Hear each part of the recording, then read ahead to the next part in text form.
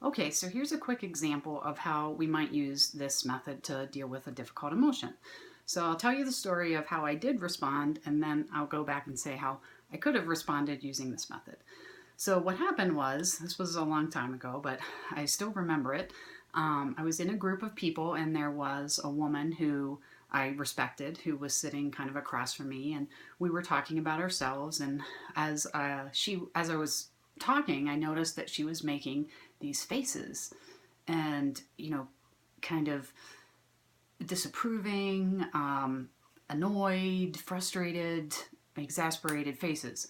And my reaction was I was hurt because I thought, here I am talking about myself, and this woman is making faces.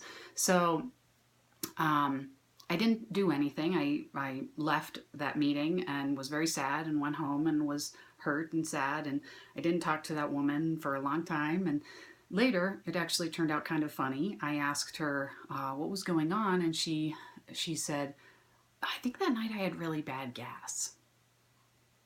So I went through a lot of struggle at that time when it would have been helpful for me to deal with it in a different way. So what I could have done is first just been mindful of the emotion. So I could have identified that the emotion was hurt and that the prompting event was that this woman was making faces while I was talking. And my interpretation, which turned out to be wrong, my interpretation at the time was that she was disapproving of me. And I remember the sensations I was feeling, that it was very tight in the chest. It had kind of my throat was clenched, and my urge, what I wanted to do was just flee the scene. So I wanted to leave. I didn't, but what I did do that night is sort of turn off and shut down and distract and avoid. And what I could have done is just sat with it a little bit longer than I was maybe comfortable with, and just sort of let myself feel that emotion.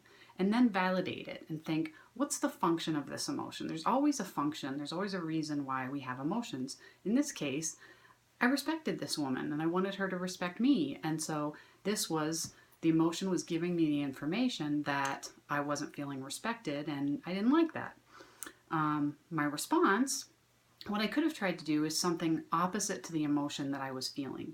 If the emotion I was feeling was I wanted to run away and hide and avoid, what I could have done is just gone up and asked her. It would have been hard, but I probably would have found out a lot earlier that I didn't need to be distressed in that moment. So it's a very simple example, but it can be really helpful to help you through a really painful situation, no matter what it is, really, to just be mindful of it, accept it, validate it, figure out the function of the emotion, and figure out how you can respond in a way that's going to feel good later.